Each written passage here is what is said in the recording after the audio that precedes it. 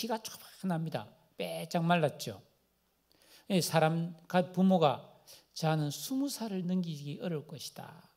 이런 염려 속에서 살았고 본인도 항상 내가 언제 죽을지 모른다는 걱정 속에서 살았어요.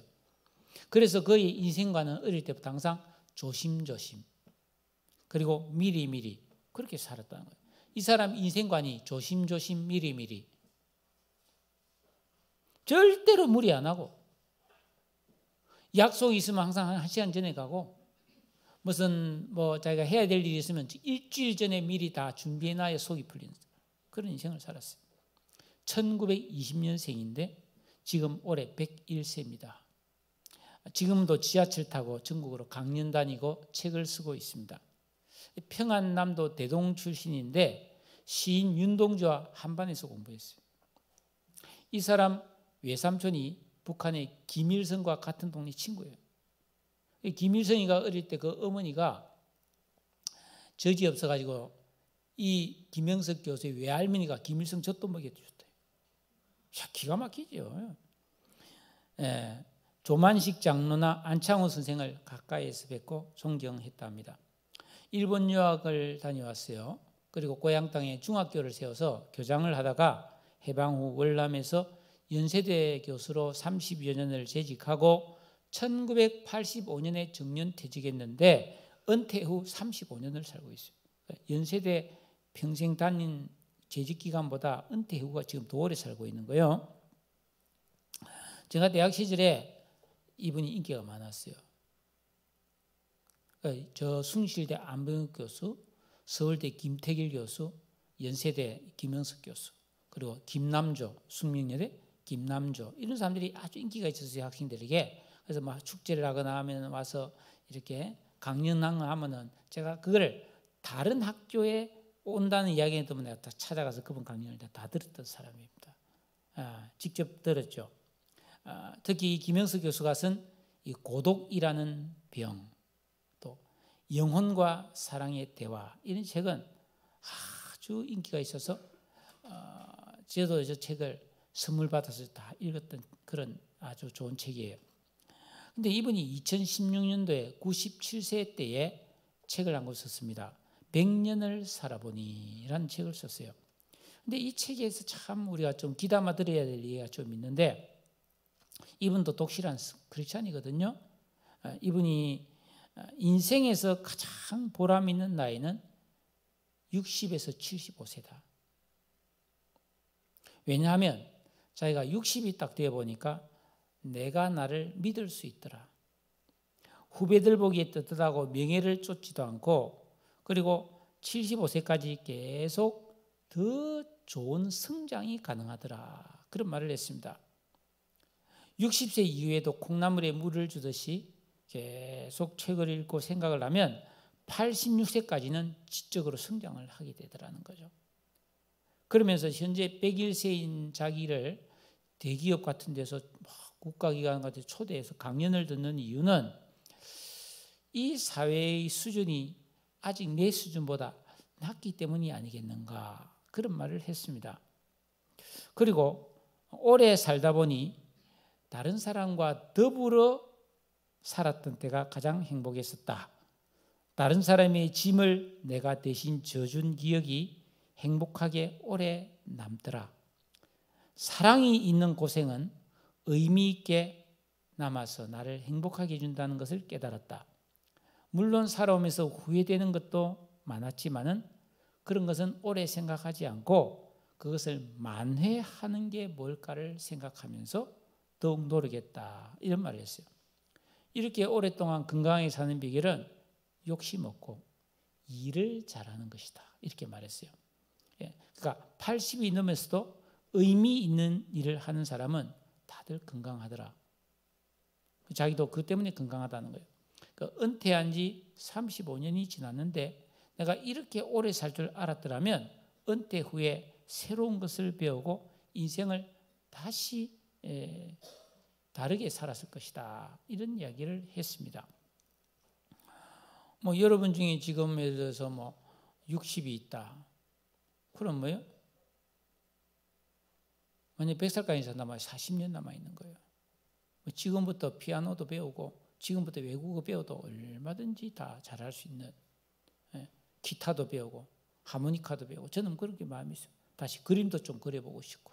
근데 저는 이제 그런 걸 잘 못해요. 왜냐하면 목사가 더 영적으로 깊어져야지 그런 거 하면 되겠나 이런 생각 아직도 저는 가지고 있습니다만, 어쨌든 사람은 태어나서 세월이 흘러 나이가 들어가면 누구나 늙습니다.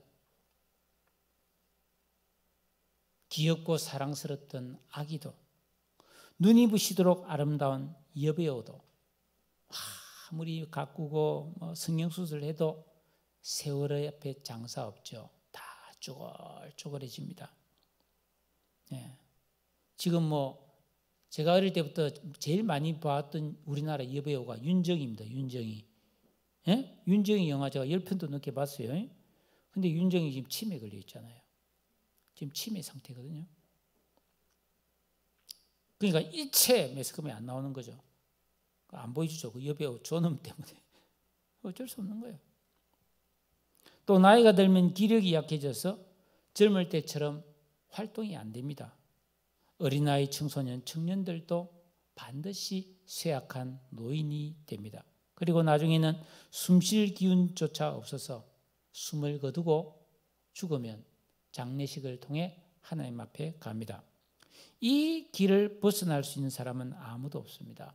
그런데 많은 사람들은 마치 자기는 안 늙을 것처럼, 나는 절대로 병에 안 걸릴 것처럼, 죽지 않고 영원히 살 것처럼 그런 착각 속에 살아가는 경우가 많습니다. 노후를 준비한다 하면서 노후 자금, 건강관리하는 사람들은 많지만 진짜 중요한 영적 준비는 안 하는 겁니다. 왜일까요? 그거는 모든 인간의 마음속에 아담 안에서 유전된 악한 죄성이 자리 잡고 있기 때문에 이 악한 죄성이 우리의 생각, 의식, 감정을 잘못되게 만들어버린 거예요. 그래서 정상적인 생각을 못하는 겁니다. 마음이 어두워지고 지혜가 없고 미련해졌기 때문에 정말 인생이 중요한 걸 모른다는 거예요. 마치 어린 학생들이, 그 학생이면 배울 학자, 살생자, 배우는 시기 아닙니까? 사회생활하는 걸 배우고 지식을 배워야 인생을 올바르게 살 수 있거든요. 근데 그걸 안 하고 게임이나 하고 엉뚱한 짓을 했다? 왜 그럴까요? 제정신이 아닌 거죠. 미련한 거잖아요. 지혜가 없는 거잖아요. 뻔한데, 그렇게 살면 앞날이 뻔한데, 불과 몇 년 뒤를 내다보지 못하는 거죠. 그러니까 인간이 살아가면서 자기 인간이란 어떤 존재인가에 대한 올바른 지식과 분별하는 지혜와 총명이 없으면 인생을 허망하게 살아버리는 거예요. 자, 여러분, 우리가 살다 보면 가끔 가까운 지인이나 아니면 가족의 어떤 장례식에 참여하게 되죠. 저도 장례식을 진짜 100번 넘게 가봤었는데, 이 장례를 딱 가보면 꽃 한 송이 놓고 영정 앞에 조문하면은 이러시라 해서 식당에 딱 들어가면 육개장 한 그릇에 공기밥 한 그릇과 돼지머리 눌린 거, 전 몇 조각, 과일 좀 먹고 식사하고, 그리고 3일째가 턱 되면은 발인해서 매장을 하면은 땅에 미리 파놓은 구덩이에 관을 넣고 흙으로 덮어버립니다. 그 순간 막 울죠, 사람들. 또 화장을 한다. 화장장에 도착하면은 턱 차례를 기다리고 있다가 구루마에 실어서 쭉 들어가가지고 메토실로 가세요 하면 또 가서 보고 있으면 요만한 유리정으로 보면은 그 화구의 문이 쭉 열리면 관이 턱 로라를 타고 불 속으로 쭉 들어가지 않습니까? 그때 고인과 친밀했던 사람은 누구나 오열합니다. 내 아버지, 내 엄마, 내 사랑했던 사람이 턱 불 속으로 들어가는 거예요. 그러고 나면 이제 화장실 메토실에 화장 중 불이 턱 켜지고 안내방송이 나옵니다. 1시간 30분이나 40분 뒤에 오라고. 가면 또 내려가서 이제 살아있는 사람이니까 식당에 가서 갈비탕이나 밥 한 그릇 먹어야 되잖아. 그러고 커피 한 잔 먹고 기다리면은 이제 다 됐다고 이제 방송 나오면 가면 이제 수골 중 이래가지고 그거 이제 다 태우고 이제 뼈만 남은 거를 몇 개 골라서 탁 확인하고 그다음에 왱 갈아가지고 이제 요만한 함에 뼈가루 담아주면 그거 가지고 납골당에 갖다 모시거나 아니면 산이나 바다에 뿌려버리잖아요. 이런 과정을 딱 보고 나면은 무슨 생각을 하느냐? 야, 인생 허망하구나. 사람은 이렇게 가는구나. 살아있을 때 정말 잘 살아야 되겠구나. 인생은 과연 어디서 와서 어디로 가는가? 이제 열심히 살아야지. 그런 생각을 하거든요, 사람들은. 그런데 하루 이틀 지나면 어느새 그 사실을 잊어버리고 그럭저럭 살면서 희노애락에 울고 웃고 그러다가 세월이 가버리는 거예요. 그래서 나이가 들면 점점 친구도 없어지고 활동도 줄어들고 혼자 있는 시간이 많아지고 외롭게 살다가 병들고 그럼 뭐 병원에 가서 산소호흡기 좀 꽂고 있다가 중환자실 갔다가 그래서 숨 못 쉬고 하다가 그러면서 흠딱 거둡니다. 정말 삐쭉 마른 모습으로 얼굴에 핏기 하나 없이 그렇게 있다가 그렇게 무의식 중에 말문 닫고 무의식으로 있다가 그러고 죽음을 맞이하는 거죠. 특히 요즘은 황혼 이혼도 많고 고독사가 많은 거예요. 아무도 죽음을 지켜보지 않는데 집에서 그냥 혼자 죽어서 동네 사람들이 냄새 난다고 119에 전화했더니 문을 따고 들어가 보니까 벌써 죽은 지 며칠 돼서 부패가 심했다. 그런 뉴스가 많이 나오잖아요. 어느 방송사에서 방송 중에 사회자가 사람들을 쫙 인데서 여러분 중에서 미운 사람이나 섭섭한 사람이 한 사람도 없는 사람 손들어라 했더니 딱 한 사람이 손든 거. 어떻게 그럴 수 있습니까? 물어보니까 내가 올해 95세인데 다 죽었어. 다 죽어버리고. 성도 여러분, 우리는 어떻게 살아야 합니까? 하나님의 말씀인 성경은 분명한 답을 주고 있습니다. 여러분은 깨달았습니까? 그 답을 발견했습니까? 제가 여러분에게 여러 번 말씀드렸습니다. 우리 교회 서정길 집사님 네 분이 그 코로나 바이러스에 걸려가지고 저기 분당 서울대병원에 서 집사님 입원해 있었어요. 한때 의식불명에 빠져서 혼수 상태다 밤에 전화가 오는 거죠. 저 그날 밤에 잠 못 잤습니다. 너무 놀래가지고. 예를 들어서 거기서 돌아가시면 어떻게 되겠어요? 아무도 가족도 없는데 그냥 비닐통에 담아서 바로 화장장 가는 거거든요. 야, 내가 어떻게 해야 되냐 목사로서 말이지. 근데 다행히 깨어났어요. 그리고 완쾌돼서 돌아와서 퇴원해서 집에 와 계시거든요. 너무 반가워서 제가 전화했습니다. 서정희 집사 하신 말씀이 목사님 저 죽다가 살았습니다. 그런데 하나님 은혜로 살았고 목사님과 성도의 기도 덕분이라고 생각합니다. 여러분 누구든 이런 상황을 맞이할 수 있지 않습니까? 서 집사님처럼 회복하면 참 다행이고 아니면 그냥 가는 거예요. 영원히 떠나갑니다. 어떻게 살아야 될까요? 무엇보다 예수 잘 믿어야 됩니다. 왜? 예수님은 살아서도 우리 주님이고 죽어서도 우리 하나님이기 때문입니다. 예수 잘 믿으세요. 예수 잘 믿는 게 뭐냐? 예수 믿고 죄사함 받아 구원받은 다음에 예수님을 내 인생의 진정한 주인과 왕으로 모시고 내 안에 있는 성령의 도움을 받고 의지해서 계명을 순종하고 기도로 진정한 영적 생활을 통해서 내 안에 있는 악한 생각, 미련한 생각, 어두운 것을 다 제거해내야 되는 거예요. 정리하고 새 사람의 거룩한 지각과 인격을 만드는 그런 지혜를 만드는 이런 삶을 사는 것이 우리 인생의 가장 중요하고도 유일한 길이라는 겁니다. 이 준비가 안 되면은 어떻게 살았든지 끝에 가면 허망하고 후회할 수밖에 없어요. 내가 잘못 살았다. 여러분 한번 생각해 보세요. 여러분이 지금 교회에 오셔가지고 이 인생의 전체에 대한 비밀을, 이 영적 비밀을, 이 제 말이 아니잖아요. 하나님 말씀이잖아요. 하나님 말씀을 여러분에게 쫙 지금 풀어드리고 있잖아요. 여러분이 지금 엄청난 복이 있는 사람들이에요, 사실은. 네? 생각해 보십시오. 젊고 건강한 거, 곱고 아름다운 거, 좋은 거, 값진 거, 이게 다 헛된 거 아닙니까? 여러분 이게 세계적인 거라고 칩시다. 이게 한 1,000억 한다 칩시다. 이걸 내가 아껴요. 이 만약 1,000억이라면 내가 교회 집에 갈 때 여기 놔두고 못 가죠. 금고에 넣어놓고 가야지. 그렇지만 이게 내게 됩니까? 어차피 내 것이 안 되죠. 이거는 고장 안 납니까? 사라지지 않을까요? 다 쓰레기 돼버릴 거거든요. 나와 상관이 없는 것이 돼버립니다. 그러니까 이런 것을 귀히 여기면 나중에 허망해진다 이 말이에요. 내가 내 몸 막 애지중지하고 살았다. 늙으면 얼마나 참 기가 막히겠어요. 두렵겠어요. 낙심되겠어요. 그렇지만은 우리가 하나님의 말씀대로 신앙생활, 교회 다니는 게 신앙생활이 아닙니다, 여러분.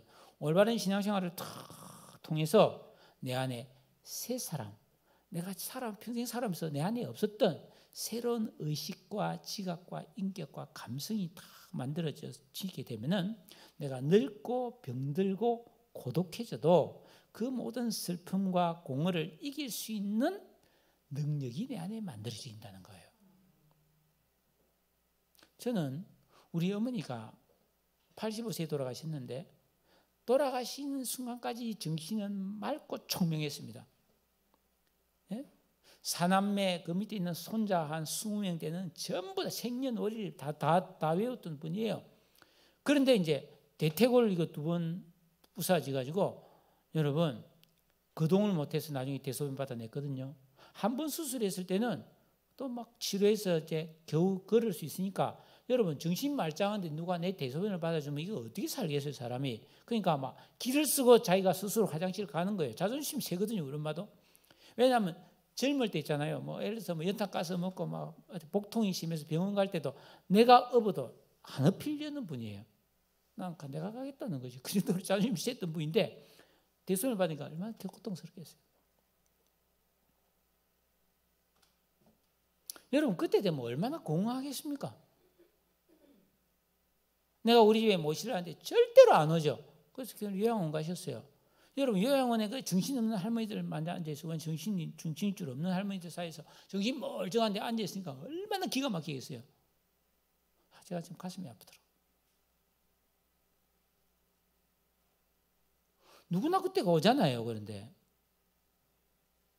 그때의 낙심과 암담함을 어떻게, 허망함을 어떻게 이길 수 있겠습니까, 여러분? 그런데 그때에도 평안함과 기쁨과 즐거움 속에 살 수 있는 능력이 바로 새 사람의 지각과 의식을 만들어내는 거라는 거예요. 네? 그래서 사도 바울이 오늘 16절에 그러므로 우리가 낙심하지 아니하노니라는 말씀으로 시작하는 겁니다. 여러분 사람이 건강하게 살다가 가난해지고 늙어지고 병들어서 뭐 정신은 멀쩡한데 말이죠. 뭐 누가 내한테 전에 우리 이제 성장반 성경 공부하면은 거기에 사회봉사라는 과목이 있잖아요. 그때 제가 성장반 한참 공부시킬 때 저 시흥의 연성동 쪽에 가면은 그 임마누엘의 집이라고 노인 요양원이 있었어요. 거기 우리 봉사 갔습니다. 목욕봉사. 한번 목욕봉사를 갔는데 몸이 부대한 할아버지가 있어. 몸이 등치 할아버지인데 그 이야기를 들어보니까 이 할아버지가 참 젊을 때 집에서 부인한테 너무 개팍하게 하고 자녀들한테 너무 악하게 해서 거의 안 찾아온다는 거예요. 몸은 엄청 큰데 그래서 우리가 3사람 4사람이 들고 목욕시켜주는 거예요. 목욕시켜주는 했는데 거기 근무하는 분이 있잖아요. 벌거벗은 몸에 여자분이 몸 닦아줘야 되잖아요. 씻고 비누칠하고 닦아주는데 이 할아버지가 막 신경질 내고 야단치고 그런데 들고 가다가 잘못해서 좀 놓쳤어. 워낙 크니까 퉁 떨어졌지. 완전 떨어진 건 아니고 다리가 하나가 퉁 떨어지고 이러니까 막 욕을 하고 그러더라고. 그 얼마나 고통스럽겠습니까? 그죠? 누가 나를 벌거벗어서 씻겨준다. 얼마나 기가 막히겠어요, 여러분. 근데 그런 날이 안 온다는 보장이 있나요, 여러분? 근데 그때 낙심하지 않고 그때도 여전히 기뻐하며 감사하며 살 수 있을까 말이에요. 그 능력 키워야 된단 말이에요. 그 능력이 왜 필요하냐 하면은 그런 수준에 이르러야 천국에 가서도 잘 살 수 있다는 말이에요.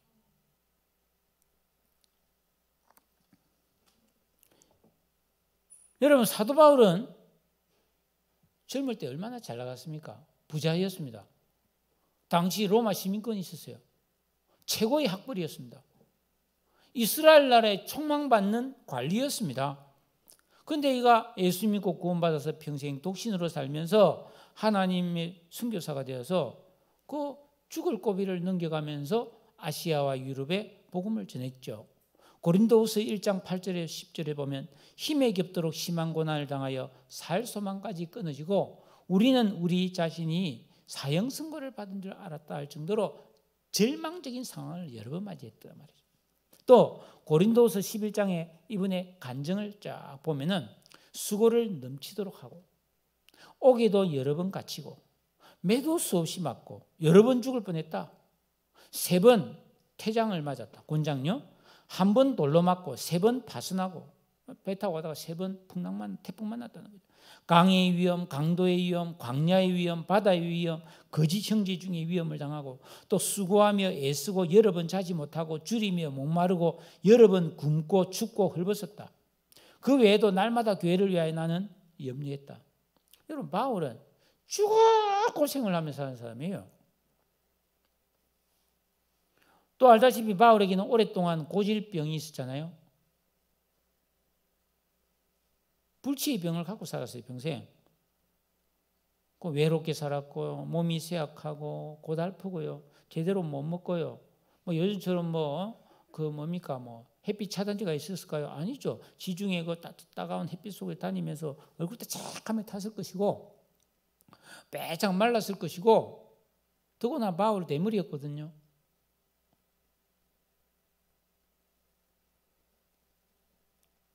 그가 얼마나 인생이 고달픕니까? 그런데 바울은 뭐예요? 난 한 번도 낙심해 본 적이 없다는 거예요. 예? 낙심하지 않는다. 어떻게 그럴 수 있습니까? 그 이유가 뭡니까? 우리의 겉사람은 낡아지나 우리의 속사람은 날로 새로워지기 때문이라고 말하고 있습니다. 여러분, 오늘 이 굉장히 깊은 이야기입니다. 이거요. 여러분, 우리의 겉사람, 이 겉사람은 당연히 육신 아닙니까? 외적인 이 우리의 몸은 반드시 낡아진다, 이 말, 썩는다, 사라진다는 말입니다. 자, 나이가 들면 누구나 쇠약해지고 점점 세상의 주역에서 밀려납니다. 병들고 죽고 썩는 것이 우리의 육신이란 말이죠. 자, 이 사실만 생각하면은 참 늙는다는 것이 너무나 허망하죠. 예? 낙심될 수밖에 없죠. 야, 나 인생 끝났다. 은퇴했다. 나 이제 끝났어. 늙고 병들어서 해서 중풍이 나는데 맞았다. 내 동갑 교회 다니는 친구인데 있잖아요. 예?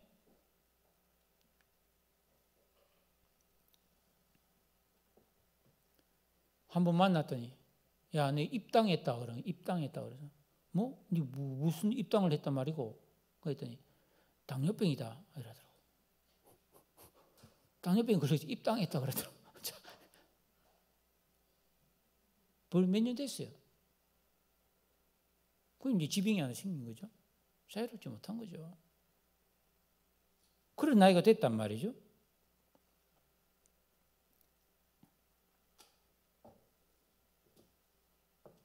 다 그 길을 가는 거 아닙니까 지금? 저 우리 교회 지금 권사님 여러분들 위험해서 교회 잘 못 나오고 계시잖아요.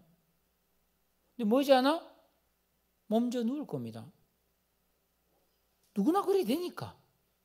저는 그런 분 우리 부모님 할아버지 할머니 고모 이모 많이 돌아가셨잖아요. 저는 누나 네 분인데 2분 누나의 매형이 다 돌아갔어요. 한 사람은 혈압으로 터져서 돌아가고 한 사람은 폐암 걸려서 죽었거든요. 제가 그거 다 봤잖아요.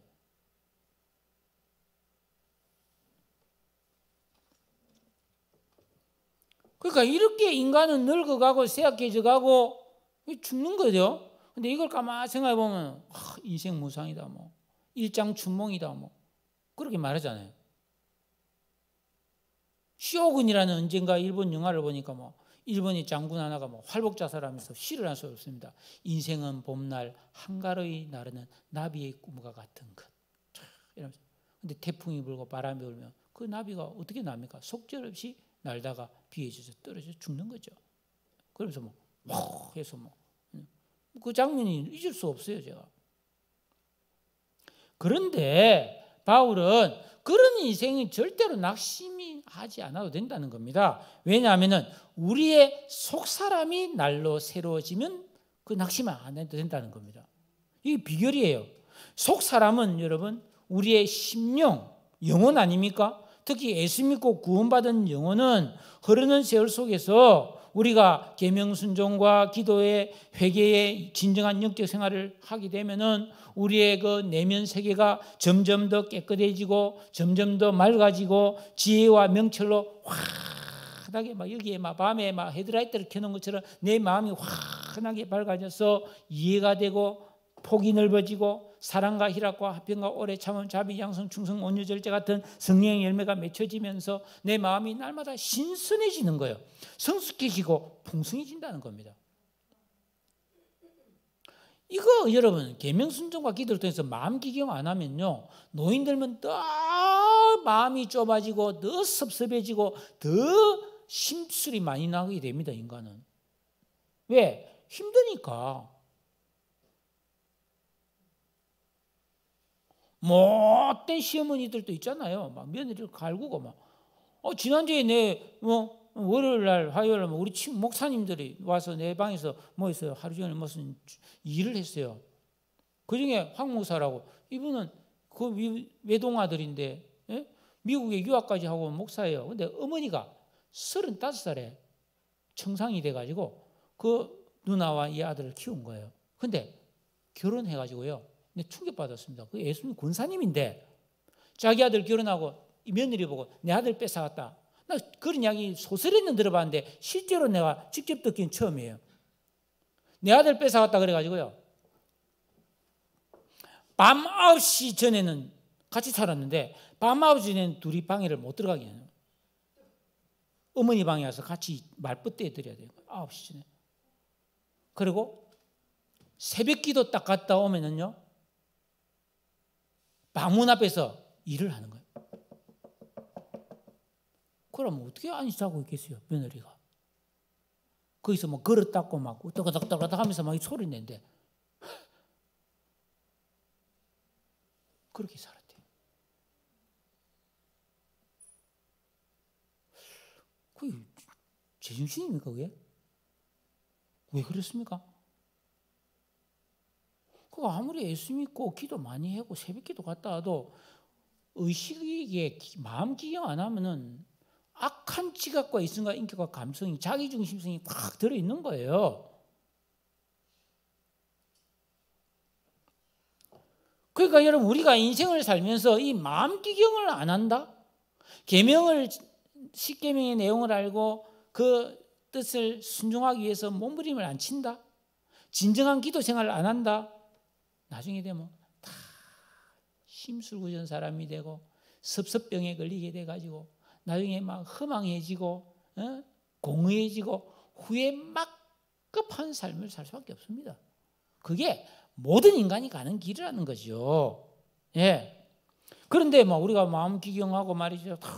길가 돌박 가시박 걷어내고 말이죠. 막 순종하고 기도하고 이걸 계속 하면은 하나님의 형상 예수 그리스도의 온전함을 닮아가는 거죠. 이 놀라운 변화가 인생의 모든 슬픔과 고독과 낙심과 허물을 능히 이기게 하고도 남는다는 겁니다. 할렐루야. 왜냐하면 그런 마음이 돼야만 하나님의 온전하신 뜻에 순종할 수 있고 하나님이 때를 따라 부어주시는 은혜와 복을 누릴 수 있기 때문이에요. 그러니까 얼마나 좋은 은혜가 막 풍성하고 기름진 은혜가 오니까 그런 모든 허무와 고통을 이길 수 있는 능력이 되고 또 남음이 있는 줄로 믿으시기를 바랍니다. 그리고 천국에 대한 소망이 분명하죠. 여러분 이 세상에서 돈 좀 버는 사람들 내가 뭐 돈이 뭐 얼마 있다 그러면 든든하죠. 사는데 나는 걱정 없다. 자꾸 제 친구 이야기해서 미안합니다만 저 고등학교 때 친구 하나 있어요. 서간무이라고. 얘는 뭐 모든 걸 나만 따라했던 친구예요. 내가 가는 대학 따라 같은 과에 같이 들어오고 내가 졸업하고 내가 갔던 직장 따라오고 막 이랬던 애 1년 늦게 친구인데 근데 이 친구가 몇 년 전에 또 만났더니 정구나 나는 내 아들까지 먹을 만큼 벌었다 그러더라고. 뭐해서 벌었나? 했더니 홈쇼핑이 처음 시작할 때 자기 홈쇼핑을 했다는 거예요. 그러면서 부산에 가상화폐 거래소를 만드는 사장이 됐어요.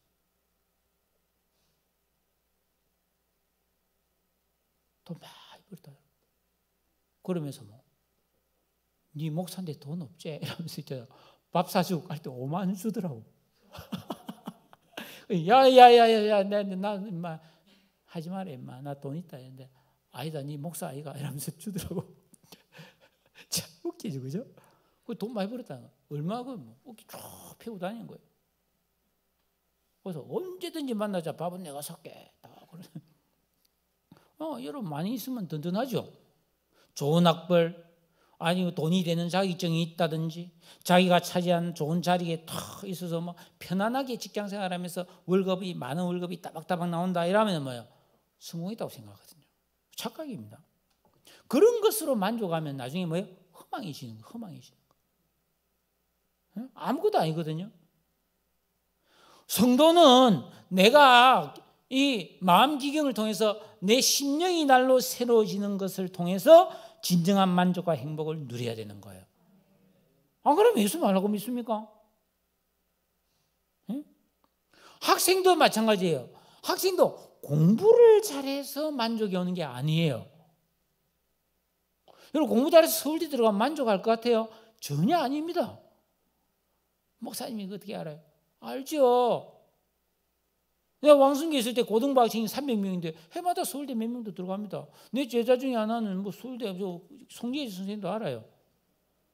서울대 나와서 숭실대 교사한 애들도 있고 그래요. 그렇다고 뭐 아직도 결혼도 안 하고 있는데 뭐 만족이 진정한 만족이 있는지 없는지는 뭐 정확하게 들어보지 않았지만 보나마나 만족 없죠. 왜? 이 세상에 뭐 진정한 만족이 있을 일이 뭐가 있습니까, 여러분? 직장인도 직장에서 뭐 승진해 가지고 사장한테 인정받고 뭐 연봉이 많아진다고 해서 진정한 만족이 올까요? 아니죠. 여러분 경영학에 보면은 인간의 조직 행위론이라는 과목이 있어요. 거기에 보면은 허즈버그라는 사람이 XY 이론이라는 이론을 만들었어요. 인간에게는 X 이론, Y 이론이 있어요. 그 맥그레가구나. 동기위생 이론이라는 것도 있고 이래요. 그거 보면은 사람은요 처음엔 또 월급을 좀 많이 주면 굉장히 만족도가 높은데 돈이 계속 많이 받게 되면은 만족도가 확 떨어지는 겁니다. 마치 음식과 똑같아요. 배고플 때는 막 밥 한 그릇이 너무 만족스럽지만 배부를 때는 막 천하에 맛있는 거 갖다 줘도 막 맛이 없잖아요. 만족도가 없잖아요. 똑같은 거예요. 나중에 돈 많으면 무덤덤해지죠. 그러면서 뭐 자기가 뭐 외롭고 슬픈데 돈이 아무 도움이 안 주면 허망한 거죠. 직장 생활을 해도 열심히 일을 하면서 순종과 기도를 통해 자기의 깨어있는 신앙에 이르고 심령을 새롭게 해야만 만족을 누리는 거예요. 가정주부도 마찬가지예요. 어린아이도 마찬가지입니다. 어린아이도 그냥 뭐 부모가 키워주는 거 맛있는 거 보고 뭐 재밌는 동화 보고 말이죠. 뭐 여기저기 놀이동산 데리고 다닌다고 진정한 만족이 오는가? 아닙니다. 어린애도 계명 순종과 기도시키고 하나님을 알게 해서 그 심령이 새롭게 돼야 진정한 기쁨을 느끼는 거예요. 다니엘이 그랬고 요셉이 그랬지 않았어요?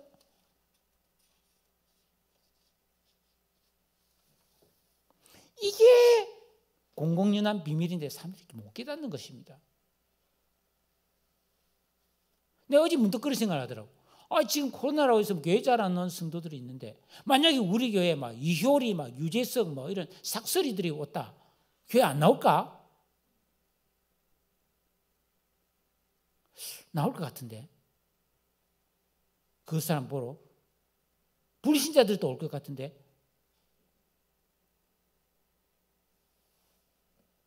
의식이 문제예요. 의식이 문제.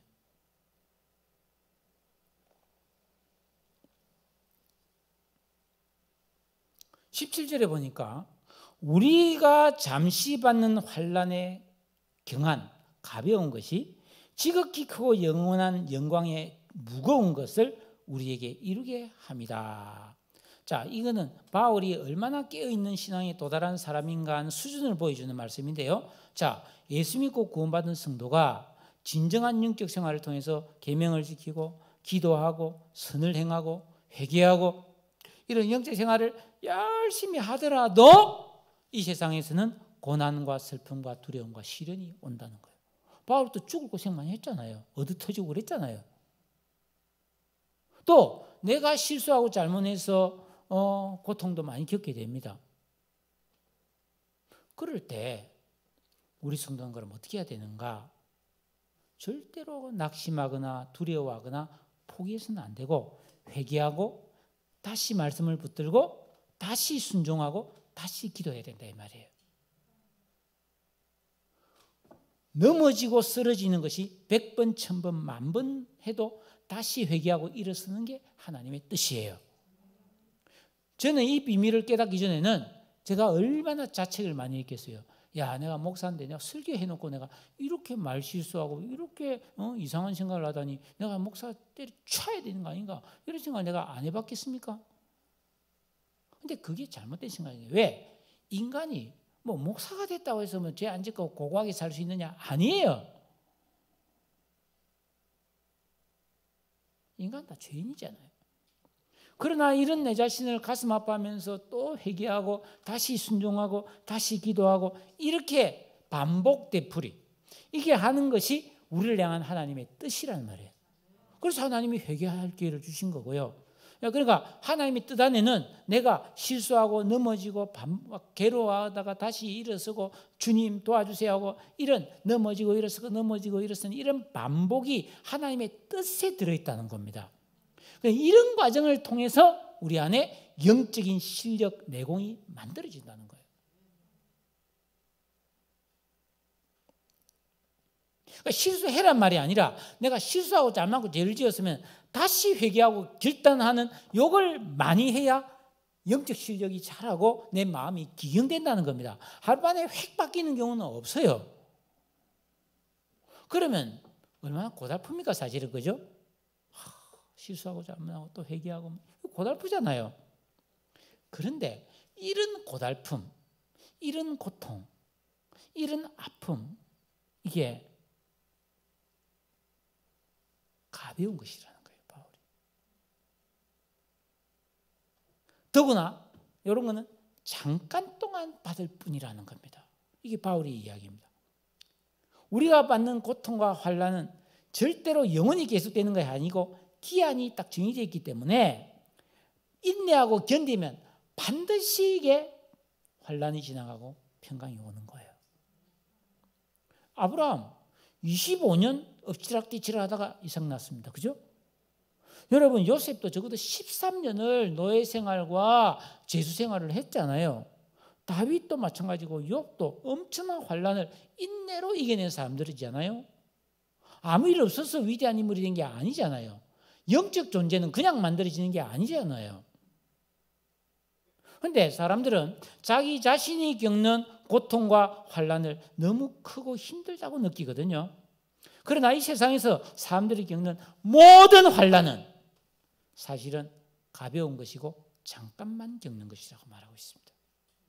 그러니까 극복하지 못할 환난 없다. 무슨 근거로 그렇게 말해요?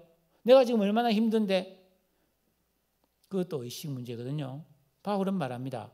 성도가 이 과정을 거쳐서 장차 받게 될 지극히 크고 영원한 영광의 중한 것과 비교하면 그렇다는 겁니다.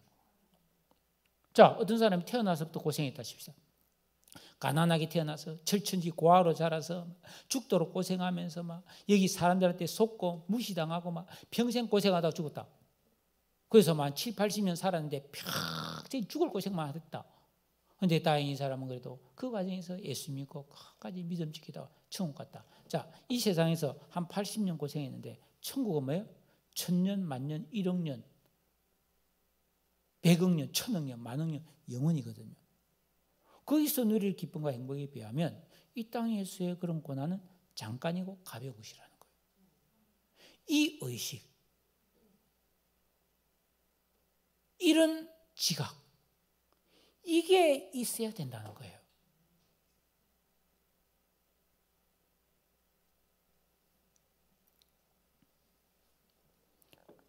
새 사람의 의식과 지각을 만들어서 이 땅에서 하나님께서 예비한 복과 은혜를 누리고 천국에서 상급을 받아서 영원히 영광과 존귀를 누리는 것에 비하면 이 땅에서는 그것이 고난이든 슬픔이든 가난이든 아니 부귀영화라도 그건 다 부스러기고 그림자고 잠깐 있다 사라지는 안개요 풀의 꽃과 같은 것이다 이 말이에요. 허상이에요. 허상. 이 땅에서는 꿈이에요. 허상이거든요.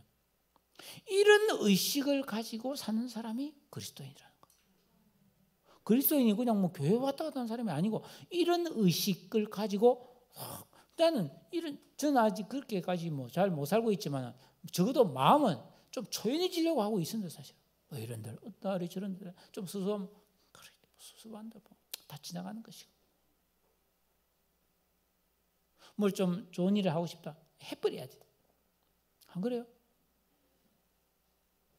구원받아서 거룩하게 된 성도고 하늘의 시민권이 있는 사람이고 하나님의 자녀라는 신분이 있고 영적인 삶을 사는 사람이라면 세상 사람과 가치관이 다르고 사는 방식이 달라야 되지 않겠어요?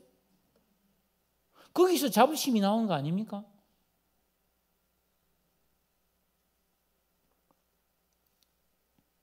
그래서 바울은 18절에서 자기의 인생관을 딱 이야기하고 우리에게도 권면합니다.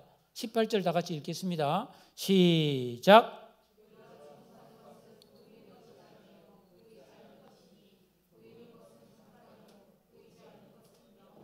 우리가 주목한다. 이 주목이란 말이 관찰한다, 주시한다는 말이거든요. 자, 예수 믿고 구원받은 성도는 자기를 끊임없이 관찰해야 돼요. 세상과 자기를. 여러분은 자신의 인생을 주목하고 관찰하며 살고 있습니까? 야, 제가 참 몇 년 전에 예수 영성대학이라는 2년짜리 대학을 다녔어요. 뭐 학비는 없고 거기에 영국이나 미국에서 영성학을 공부한 박사과정인 사람들이 젊은 분들이 와서 강의를 했어요. 저 유익했습니다. 근데 거기에 젊은 지금 웨스트민스터 대학원 대학교에 교수로 있는 그 교수님이 자기 성찰에 대한 강의를 했어요. 자기는 매일 저녁에 이제 잠자리에 들기 전에 하나님 말씀을 펴고 자기 성찰을 한다는 거예요. 그래서 내가 오늘 잘한 거, 잘못한 거, 말했던 거, 일했던 거, 인간관계 이런 걸 다 점검해서 잘못한 거 이렇게 툭툭툭 해서 날마다 그 성찰을 한다. 그때 제가 굉장히 감동받았거든요. 나도 일기도 쓰고 성찰하지만 그렇게 구체적으로 글을 써가면서 매일을 안 하거든요. 이분은 막 노트에 매가 있으면서 철저히 자기 성찰을 하면서 산다 그러더라고요. 여러분, 우리가 인생을 살면서 그런 잠자리에 들기 전에 혹은 뭐 일기를 쓰면서 아니면 기도 시간에 아니면 말씀을 묵상하면서 내가 한 말과 이 행동에 대해서 내가 일한 것에 대해서 그때 내가 왜 그랬을까? 내가 그때 좀 더 잘할 것을 내가 그때 막 그냥 좀 도와줄 거를 이거 좀 더 참을 걸 좀 더 기다릴 걸 하면서 우리가 점검하면 우리 인생이 나아지겠죠. 이런 삶의 자세가 필요하잖아요. 그런데 예수 믿고 구원받은 성도가 정말로 관찰해야 하고 주목해야 될 것은 그게 아니라는 거예요. 그게 아니고 보이지 않는 것을 그렇게 해야 된다는 거예요. 제가 이 사실을 깨닫고 그분이 박사학위 받아도 별거 아니구나 그런 생각을 했습니다.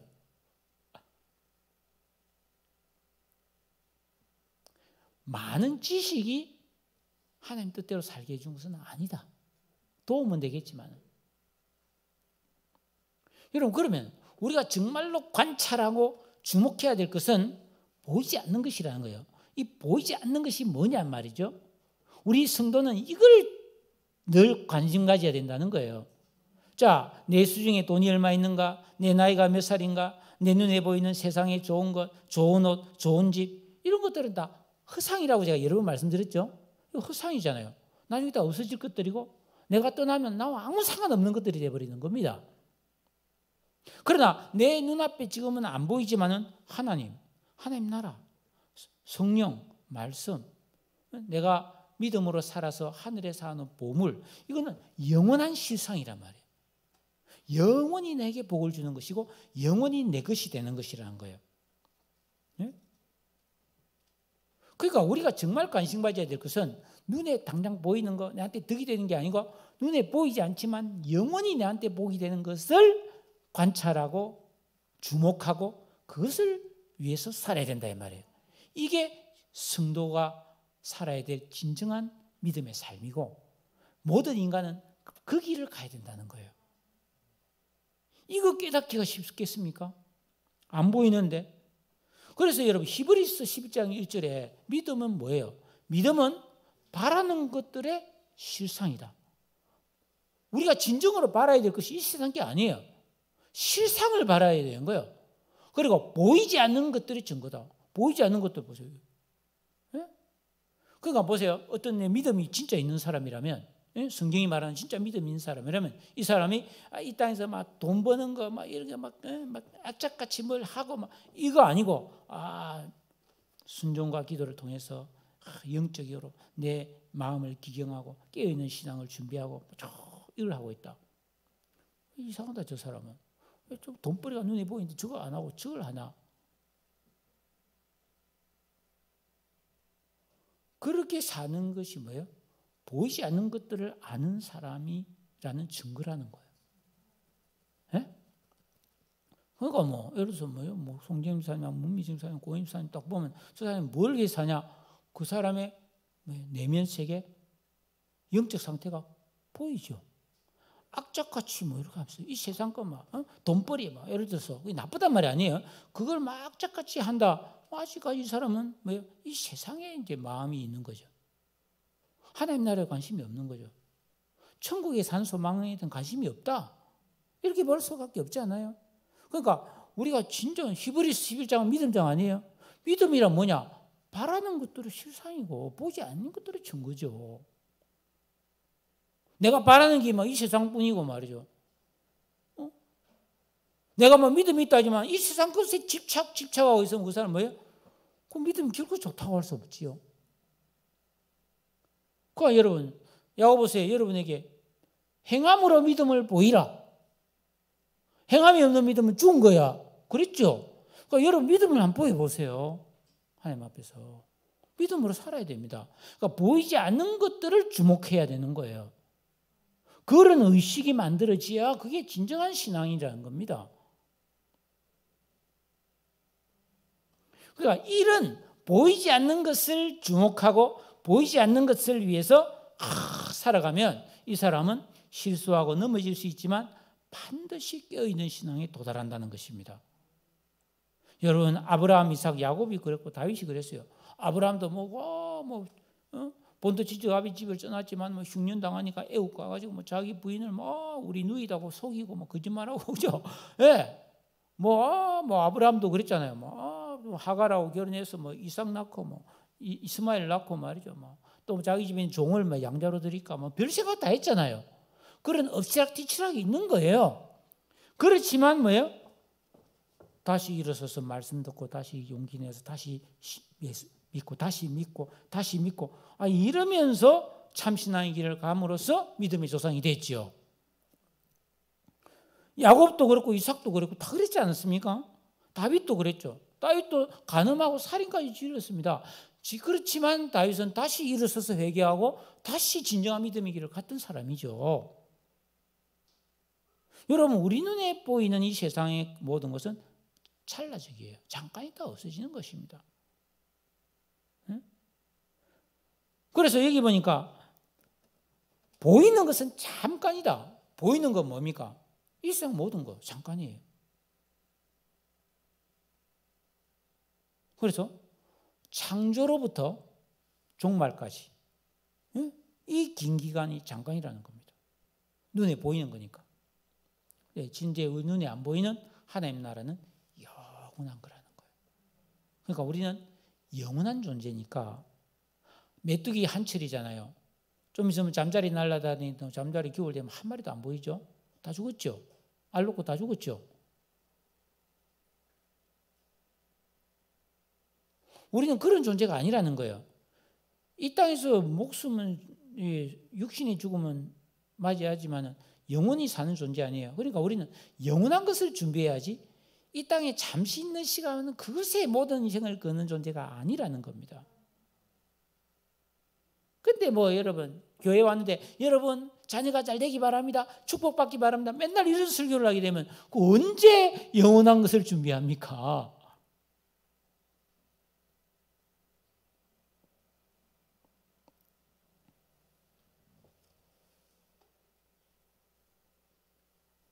예수 믿고 구원받은 성도가 말이죠.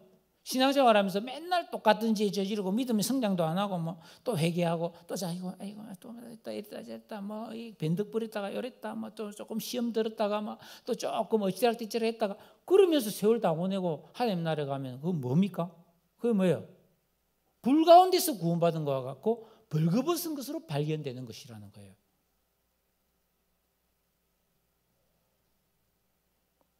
말씀을 마무리하겠습니다. 추석이 지났으니까 이제 금방 추수감사절이고 성탄절이 올 겁니다. 그러면 어느새 새해가 되고 설날이 또 와요. 추석, 설날, 추석, 설날. 저는 그렇습니다, 사실은. 금방 이 명절이 와요. 주일이 오늘이잖아요. 지나면은 월요일 날 하루 쉬고 화요일 날 내일 수요 예배니까 수요 준비해야지. 그 수요 예배 드립니다. 수요 예배 드리고 그 다음 목요일이니까 내일 금요기도 있네. 금요기도 준비합니다. 설교 준비해야 돼. 그리고 주일이 이제 코앞이니까 마음 바빠지기 시작하는 거예요. 내가 금요일 날 주일 때문에 밤 11시 반까지 교회에 있었습니다. 설교 낮에 이렇게 인사 다니고 왔기 때문에. 그러다 보면 일주일 지나고 말이죠. 봄이 왔네. 아이고 덥네 춥네. 금방 1년 지나가 버린 겁니다. 50, 60 금방 지나가는 거죠. 보이는 것, 젊고 예쁜 것, 좋은 것 다 잠깐입니다. 이 세상의 삶은 순식간에 지나가는 거예요. 그래서 모세가 있잖아요. 출애굽해가지고 장정만 남자만 60만을 데리고 광야를 지나가는데 그 사람들이 광야에서 40년 동안 다 죽잖아요.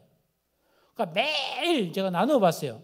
40년 동안 그 어른 다 합치면 200만 정도 보거든요. 40년 동안 200만 명이 죽으면 하루에 몇 명이냐? 한 20몇 명이 죽더라고. 그러니까 모세가 매일 광야에서 장례를 본 거 아니에요.